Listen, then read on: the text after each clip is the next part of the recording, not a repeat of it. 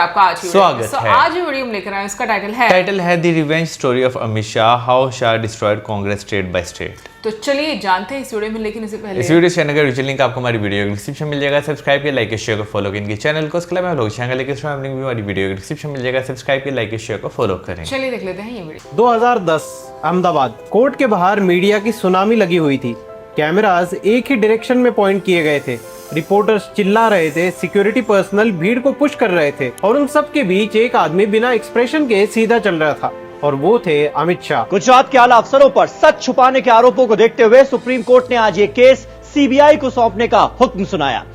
The CBI has questioned former Gujarat Minister Amit Shah for over 6 hours today on the Sohrabuddin fake encounter case and will pick up that questioning again. 37 questions on Sohrabuddin Sheikh's death. Questions including, did he know Sohrabuddin was an extortionist?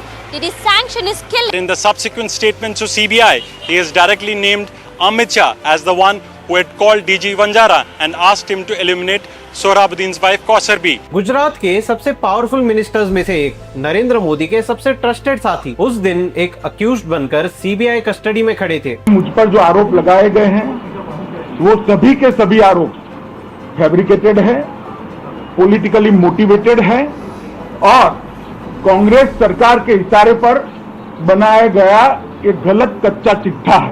Shri Amit Shah संपूर्ण रूप से निर्दोष हैं। उन पर लगाए गए सारी बातें फैब्रिकेटेड हैं। किसी तरह का बेजा इस्तेमाल आज तक नहीं हुआ सिवाय इमरजेंसी के। जिस प्रकार से अमित शाह के विरुद्ध सीबीआई ने एक राजनीतिक प्रतिशोध की भावना से काम किया है। True, we are building on this presumption that the whole thing is false. It's been built up on very flimsy grounds, which I'm sure Dr. Singhvi can explain better. Cannot even stand. उस वक्त एक narrative aggressively build किया जा रहा था कि अमित शाह सिर्फ politically ही नहीं मॉरली भी एक्सपोज हो चुके हैं। लेकिन इस पूरे तमाशे के अंदर एक और कहानी चल रही थी, और डीपर पॉलिटिकल वॉर। क्योंकि दिल्ली में कई लोगों के लिए ये अमित शाह का केस एक डिसमेंटलिंग ऑपरेशन था, जिसका एक्चुअल टारगेट था वो पॉलिटिकल मशीन जो गुजरात बिल्ड कर रही थी। 2010 में गुजरात का सबसे important political operator court room में एक मर्डर अक्यूज की तरह खड़ा था। कांग्रेस ने अपना दांव खेल लिया था और अब बारी थी अमित शाह की। इस कहानी की शुरुआत होती है 2001 से। दिल्ली बीजेपी लीडरशिप एक रिस्की एक्सपेरिमेंट करती है और नरेंद्र मोदी को गुजरात का चीफ मिनिस्टर बनाया जाता है। नरेंद्र दामोदर दास मोदी ईश्वरना नामे सौगंध लઉં છું। ईश्वरना नामे सौगंध लઉં છું। मोदी जी के पास करिश्मा था, लेकिन एडमिनिस्ट्रेटिव एक्सपीरियंस ऑलमोस्ट ना के बराबर। पार्टी के अंदर भी रेजिस्टेंस चल रहा था और बहुत लोगों को लग रहा था कि ये एक टेम्पररी डिप्लॉयमेंट होगा। लेकिन गुजरात में एक और आदमी मोदी जी के साथ राइज कर रहा था और वो थे अमित शाह। पब्लिक रैलीज में उनका नाम नहीं गूंजता था, टीवी डिबेट्स में उनकी क्लिप्स वायरल नहीं होती थी, लेकिन गुजरात बीजेपी के अंदर उनकी रेपुटेशन अलग थी। वो भाषण देने वाले नेता नहीं थे, वो सिस्टम चलाने वाले नेता थे, और यही चीज उनको डेंजरस बनाती थी। तो चुनाव जीतना हमारा काम है, चुनाव को हम जीतते हैं। 2002 में एक ऐसा ट्रेजिक हादसा हुआ जिसने गुजरात को हमेशा के लिए बदल दिया, और वो था गोधरा। साबरमती एक्सप्रेस के कोच में आग लगाई गई, कार सेवक वीर गति को प्राप्त हो गए, and Gujarat exploded after this incident. And secondly the complicity of the state, the utter and absolute absence of the rule of law. Not only has the violence to be curbed, but a sense of security has to be communicated to all citizens of Gujarat. पहली गोली यहाँ लगी थी पेट पे, तो भूसट बांध लिया था ऐसे करके। दूसरी गोली यहाँ लगी थी तो हाथ से हरा रहे थे ऐसे। तीसरी गोली यहाँ लगी तो नीचे गिर गए। The ghost of Godhra still haunts you. Why have you not done more to allay that ghost? This I gave it to the media persons like Karan Thapar. Their ideology, which is called Hindutva, which means one nation, one race, one culture, one language, one religion, is in place here in the state of Gujarat. And then it's our violence to ensure that they will never rise again as a people. Not only enough, but excellent work they have done.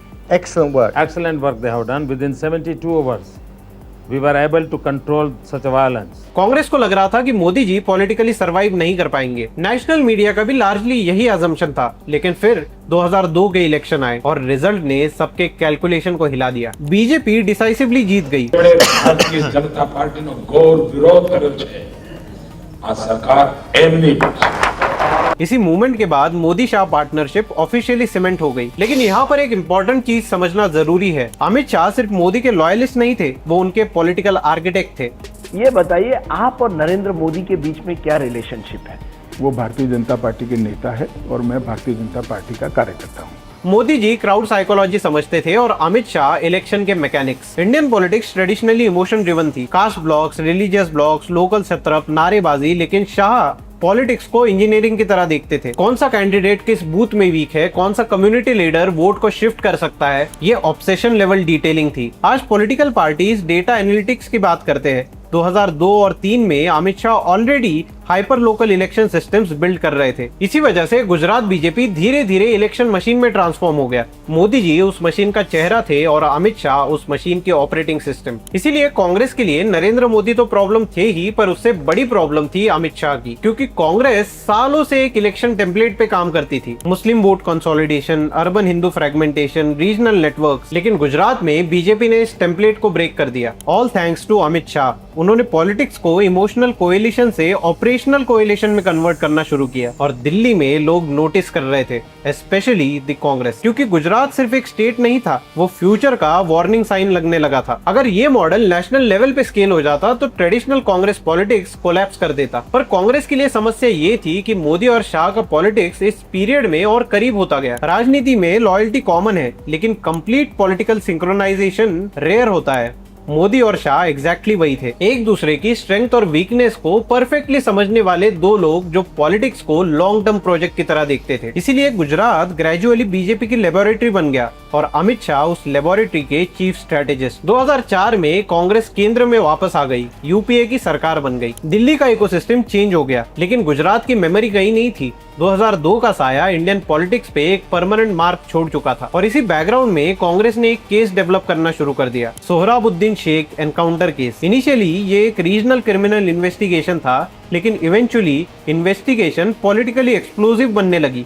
CBI active हुई, media pressure build हुआ और फिर spotlight Gujarat government के अंदर move करने लगी। Amit Shah directly target zone में आ गए। कांग्रेस गुजरात को पॉलिटिकली न्यूट्रलाइज करना चाहती थी, मोदी को डायरेक्टली हराना मुश्किल था, तो उनके सबसे एफिशिएंट स्ट्रेटेजिस्ट को आइसोलेट करने का पूरा प्लान बनाया गया। और फिर आया 2010, सीबीआई ट्रायल्स, कोर्ट समन्स और फाइनली तड़ीपार। झूठा केस है और राजकीय द्वेष से प्रेरित है, इसलिए मैंने ही कंसेंट दी थी कि केस देश की किसी भी अदालत में चले, मैं फेस कर लूंगा। अमित शाह को गुजरात से बाहर रखने का ऑर्डर दिया गया। एक आदमी जिसने गुजरात बीजेपी का ऑर्गेनाइजेशनल बैकबोन बिल्ड किया, वो अपनी ही स्टेट में एंट्री नहीं कर सकता था। उस वक्त जेन्युइनली लग रहा था कि अमित शाह का पॉलिटिकल करियर खत्म हो गया, लेकिन समय का एक अजीब नियम है कि वो बदलता है और अमित शाह के साथ एग्जैक्टली वही हुआ।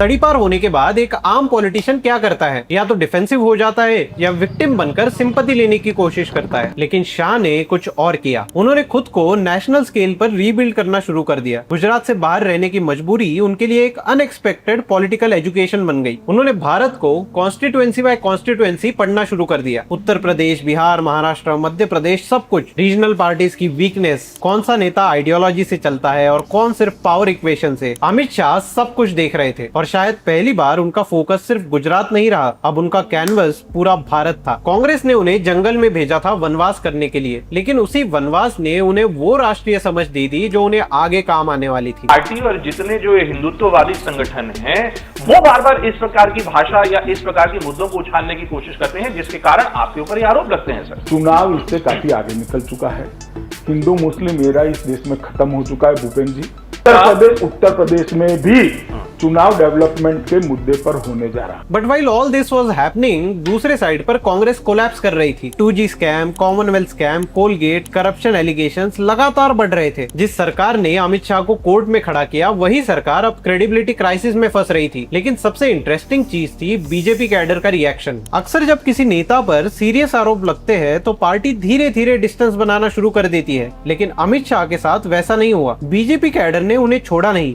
बल्कि उनके आसपास लॉयल्टी और मजबूत हो गई, क्योंकि पार्टी के अंदर एक परसेप्शन बन चुका था कि अगला चुनाव मोटा भाई ही जिता सकते हैं। यही से अमित शाह की इमेज बदलनी शुरू हो गई। पहले वो सिर्फ गुजरात के पॉलिटिकल स्ट्रेटेजिस्ट माने जाते थे, पर अब वो घायल हूँ पर घातक हूँ मोड में चले गए और पूरे इंडिया के चाणक्य बन गए। एग्जाइल ने शाह को ऑब्सेसिव बना दिया। उन्होंने पॉलिटिक्स को और माइक्रोस्कोपिक तरीके से देखना शुरू कर दिया और यहीं से जन्म हुआ उस इलेक्शन मशीन का जिसने आगे चलकर कांग्रेस को स्टेट बाय स्टेट डिसमेंटल किया। पन्ना प्रमुख मॉडल, मतदाता सूची के हर पेज के लिए एक डेडिकेटेड वर्कर। और इसी बीच 2013 में बीजेपी ने ऑफिशियली नरेंद्र मोदी को अपना प्राइम मिनिस्टर कैंडिडेट घोषित कर दिया। माननीय अध्यक्ष जी से निवेदन करूंगा वो अभी अपना घोषणा करें। मित्रों, भारतीय जनता पार्टी की एक परंपरा है, संसदीय दल ने यह फैसला किया है कि श्री नरेंद्र मोदी को आगामी लोकसभा चुनाव के लिए प्राइम मिनिस्ट्रियल कैंडिडेट के रूप में प्रोजेक्ट किया जाए। दिल्ली की हवा बदलने लगी। कांग्रेस डिफेंसिव थी, एंटी इनकम्बेंसी थी, लेकिन सबसे बड़ा सवाल था अगर मोदी नेशनल कैंपेन लीड करेंगे तो सबसे क्रूशियल स्टेट उत्तर प्रदेश कौन संभालेगा। यूपी में 80 लोकसभा सीट्स थी, भारत की सबसे इंपॉर्टेंट इलेक्टोरल बैटलफील्ड। यहाँ पर जाति समीकरण इतना कॉम्प्लेक्स था कि बड़े बड़े पॉलिटिकल एक्सपर्ट कंफ्यूज हो जाते थे। SP, BSP, Congress, regional power structures deeply entrenched थे। बीजेपी यहाँ पर काफी सालों से कमजोर थी और इसी की जिम्मेदारी दी गई अमित शाह को। लोगों को लगा अमित शाह फंस गए। एक ऐसा आदमी जो कुछ समय पहले लीगल कंट्रोवर्सी के सेंटर में था, अब भारत के सबसे इम्पोर्टेंट चुनावी राज्य का इंचार्ज बनने जा रहा था। लेकिन सिर्फ मोदी को पता था कि वो किसे चुन रहे हैं। मगर मुझे भरोसा है कि पार्टी ने जिस विश्वास से मुझ पर ये जिम्मेदारी सौंपी है, उस विश्वास से मैं बिल्कुल दमखम से पार्टी को उतारूंगा। तो सपा, बसपा और कांग्रेस तीनों के खिलाफ एक एंटी इनकम्बेंसी है और जिन कारणों से एंटी इनकम्बेंसी है उसका जवाब यूपी की जनता मोदी जी में देखती है। और फिर शुरू हुआ ग्राउंड वर्क। उत्तर प्रदेश को रणयुद्ध की तरह ट्रीट किया गया और अमित शाह ने मोदी जी को बनारस से चुनाव में उतारा। माना जाता है कि ये जो बनारस की सीट उनके लिए चुनी गई, ये आपका फैसला था, आपकी स्ट्रैटेजी थी कि पूर्वांचल में एक तरह से एक लहर फैले। देखिए, स्वाभाविक है, मैं उत्तर प्रदेश का प्रभारी हूँ तो मेरा एक मत होता है, मगर फैसला पार्टी का है। पार्टी ने सोच विचार कर ये फैसला लिया है। कई महीनों के अथक प्रयास के बाद फाइनली 2014 के नतीजे आए और पूरे देश की राजनीति हमेशा के लिए बदल गई। बीजेपी ने अकेले दम पर मेजॉरिटी हासिल कर ली, लेकिन सबसे शॉकिंग था उत्तर प्रदेश। 80 में से 71 सीट। सबसे पहले आप माने जाते हैं the second most powerful man in the BJP today, Amit ji. बहुत लोग मानते हैं कि आपके बिना बीजेपी की ये आंकड़े नहीं आते। Will Amit Shah be a member of the government? Will he be in the prime minister's office कि आप संगठन में रहेंगे? देखिए बरखा जी, पहले तो मैं एक बात स्पष्ट कर दूं कि मैं ऐसा कोई वहम मेरे मन में नहीं पालता कि मैं बीजेपी में नंबर 2 हूं। Modi leans on him like he leans on no one else, and he's delivered. He's shown why he has that level of respect. He says, "I do the back end work, I do the office work, I allow Modi to campaign." And self-effacing. लेकिन नरेंद्र मोदी के मन से जो चाणक्य नीति जो उनके मन में जो डेवलप होती है उसको आगे ले जाने का काम अमित शाह करते हैं। जिस आदमी को गुजरात से बाहर कर दिया गया था, उसी आदमी ने भारत के सबसे बड़े राज्य को बीजेपी के लिए स्वीप करवा दिया और उसी मोमेंट में पावर इक्वेशन परमानेंटली बदल गई। अमित शाह अब सिर्फ स्ट्रैटेजिस्ट नहीं रहे, वो बीजेपी की एक्सपेंशन मशीन बन चुके थे। इसके बाद चीजें बहुत तेजी से बदलने लगी। 2014 में अमित शाह को पार्टी प्रेसिडेंट बनाया गया। तो अमित शाह बीजेपी के नए अध्यक्ष होंगे। जश्न मनाया जा रहा है, ताजपोशी की गई है और इन सब के बीच लगातार ढोल नगाड़े गूंज रहे हैं। जनता पार्टी का भारत की राजनीति में स्टेचर बनाने में श्री अमित शाह जी के नेतृत्व में हम सबको कामयाबी हासिल होगी। His forceful backing for Shah demolished the Sangh Parivar's apprehension over 2 men from Gujarat running the government and the party. Amit Shah के प्रेसिडेंसी में बीजेपी सिर्फ इलेक्शन जीत नहीं रही थी, वो टेरिटरी कैप्चर कर रही थी। उनकी वर्किंग स्टाइल अलग थी। वो पॉलिटिक्स को आइडियोलॉजी और इमोशन के साथ साथ नंबर्स और स्ट्रक्चर्स की लड़ाई मानते थे और उनकी सबसे पहले नजर गई नॉर्थ ईस्ट पर। असम, एक ऐसा स्टेट जहां पर कांग्रेस काफी सालों से मजबूत थी और शाह ने उसी को तोड़ दिया। इस स्ट्रैटेजी के सेंटर में था एक नाम, हेमंत बिस्वा शर्मा, कांग्रेस का पावरफुल लीडर जिसका बहुत स्ट्रॉन्ग रीजनल इन्फ्लुएंस था। लेकिन वो पार्टी लीडरशिप से फ्रस्ट्रेटेड थे। अमित शाह ने वो देखा जो बाकी लोग मिस कर गए। उन्होंने हेमंता को बीजेपी में लाया और ये सिर्फ एक डिफेक्शन नहीं था, ये पूरा नॉर्थ ईस्ट पावर इक्वेशन बदलने वाला मूवमेंट था। कुछ साल बाद वही हिमंता बीजेपी का नॉर्थ ईस्टर्न फेस बन गए और असम बीजेपी का किला बन गया। फिर आया उत्तर प्रदेश। 2014 के लोकसभा रिजल्ट को लोग टेम्पररी मोदी वेव मान रहे थे, पर 2017 के उत्तर प्रदेश चुनाव ने ये दिखा दिया कि ये टेम्पररी वेव नहीं, ये स्ट्रक्चरल शिफ्ट है। बीजेपी ने मैसिव मैंडेट जीता। हर रिकॉर्ड टूट गया है। Master strategist, those in his party called him the modern day Chanakya. Look at the smile, look at the confidence. Purvanchal में एक आंधी है, पर लग रहा है कि पूरा उत्तर प्रदेश ही भगवा उड़ने को तैयार है आज की तारीख में। पूरा हम लोग देखिए प्रथम फेज से ही इस बात को मानते थे कि भारतीय जनता पार्टी प्रचंड बहुमत से जीतेगी। और फिर अमित शाह ने एक ऐसा डिसीजन सपोर्ट किया जिसने पूरे लिबरल समाज को चौंका दिया। योगी आदित्यनाथ, भगवा वस्त्र पहनने वाले व्यक्ति उत्तर प्रदेश के चीफ मिनिस्टर बने। आदित्यनाथ योगी, ईश्वर की शपथ लेता हूं कि मैं विधि द्वारा स्थापित भारत के संविधान के प्रति सच्ची श्रद्धा और निष्ठा रखूंगा। संदेशा साफ था, बीजेपी अब कोएलिशन पॉलिटिक्स में नहीं फंसेगी। वो आइडियोलॉजिकल कॉन्फिडेंस के साथ पॉलिटिक्स रीशेप कर रही है। महाराष्ट्र में अमित शाह ने अपनी सबसे डेंजरस क्वालिटी दिखाई, पेशेंस।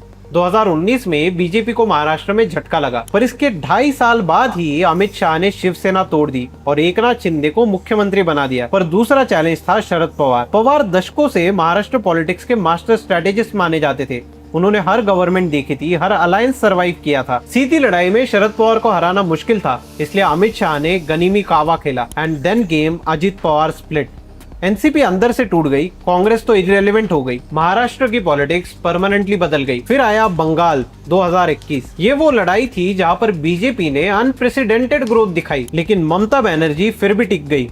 बीजेपी सेकंड प्लेस पर आई, लेकिन सत्ता तक नहीं पहुंच पाई। बहुत लोगों ने इसे अमित शाह के पहले बड़े फेलियर की तरह प्रेजेंट किया, लेकिन मोटा भाई ने इसका भी चैलेंज ले लिया। उन्होंने बंगाल को हार नहीं माना, उन्होंने उसे एक अनफिनिश्ड प्रोजेक्ट माना और शायद इसी वजह से बीजेपी की बंगाल स्ट्रेटेजी कभी रुकी नहीं। 2023 Madhya Pradesh, Rajasthan, Chhattisgarh, media narrative opposition की तरफ जा रहा था, लेकिन रिजल्ट ने सबको चौंका दिया। बीजेपी ने तीनों स्टेट्स जीत लिए और ये जीत सिर्फ इलेक्टोरल विक्ट्री नहीं थी, ये मैसेज था कि बीजेपी मशीन अभी फुल्ली फंक्शनल है। 2024 आते आते ऐसा लगने लगा था कि बीजेपी को अभी कोई नहीं हरा सकता, अब की बार 400 पार। लेकिन फिर रिजल्ट आया, बीजेपी सबसे बड़ी पार्टी बनी, सरकार भी बना ली, लेकिन मैजिक नंबर के नीचे रुक गई। एक दशक के बाद पहली बार नरेंद्र मोदी को कोएलिशन पार्टनर्स का सहारा लेना पड़ रहा था। ऑपोजिशन सेलिब्रेट करने लगी। राहुल गांधी कॉन्फिडेंस के साथ प्रेस कॉन्फ्रेंस कर रहे थे। इंडिया अलायंस इसे मॉरल विक्ट्री बता रही थी। टीवी स्टूडियोज में लगातार डिबेट चल रही थी कि क्या मोदी का एरा खत्म हो गया है, और फिर वही चीज होने लगी जो 2010 में हुई थी, body analysis. TV experts Amit Shah के चेहरे को डिकोड करने लगे। सब कह रहे थे कि अमित शाह को कॉन्फिडेंस मिसिंग है, लेकिन एक चीज सब लोग भूल रहे थे, अमित शाह ने ये फेस पहले भी देखा था। और मोटा भाई शॉर्ट टर्म डिफीट को फाइनल आउटकम नहीं मानते, वो उसे रिकैलिब्रेशन फेज मानते हैं। यही से शुरू हुआ कमबैक।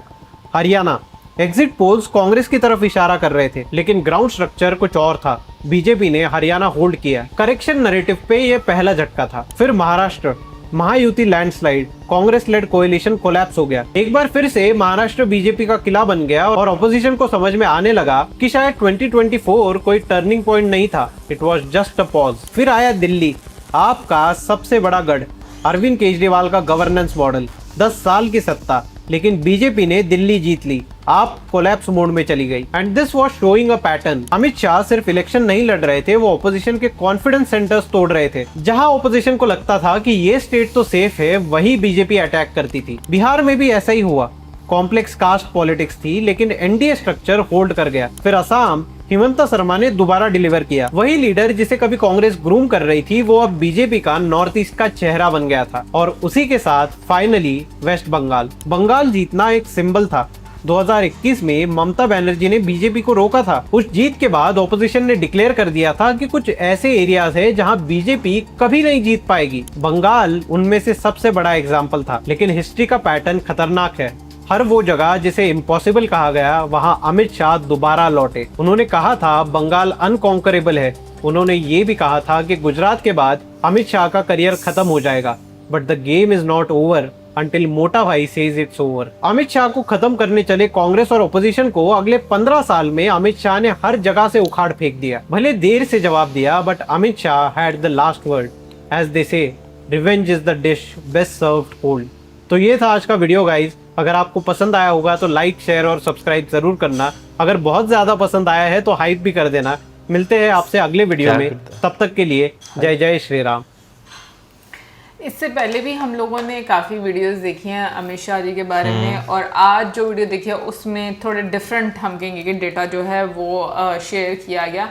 बट मैं कभी कभी सोचती हूँ अगर पॉलिटिशियंस पर और पॉलिटिक्स पर मूवीज़ बने ना तो सच में वो बहुत ही मुझे लगता है इंटरेस्टिंग रहती हैं। लाइक एक्चुअल पॉलिटिक्स पर कि किस तरीके से तोड़ा जोड़ा जाता है, कहाँ से जो है वो पार्टी के फ़ायदे के लिए जो चीज़ें हैं वो की जाती हैं, और इसके लिए अनडाउटेडली बहुत ज़्यादा आपको एक स्ट्रैटेजी चाहिए होती है। और थ्रू आउट हम लोगों ने जितनी भी वीडियोस देखी हैं उसमें हम लोगों ने यही देखा है कि मोटा भाई ने बहुत बहुत इंपॉर्टेंट रोल प्ले किया है। भाई वाकई में अगर आज के टाइम पे उन्हें चनकिया कहा जाए तो बिल्कुल सही होगा कि यानी मॉडर्न इंडिया के आपको चनकिया जो है वो नज़र आते हैं। कैसे भाई एक स्टेट से ऑलमोस्ट आप कह लेंगे पूरे हिंदुस्तान पर जो है बीजेपी जो है वो इस टाइम हुकूमत जो है वो कर रही है, और सफ़र आसान उनका बिल्कुल नहीं रहा। उन्होंने 2002 में शुरू किया, बल्कि स्ट्रगल तो से पहले की जो है वो शुरू हो चुकी हुई थी, लेकिन 2026 आते तक ऑलमोस्ट आप देखा जाए तो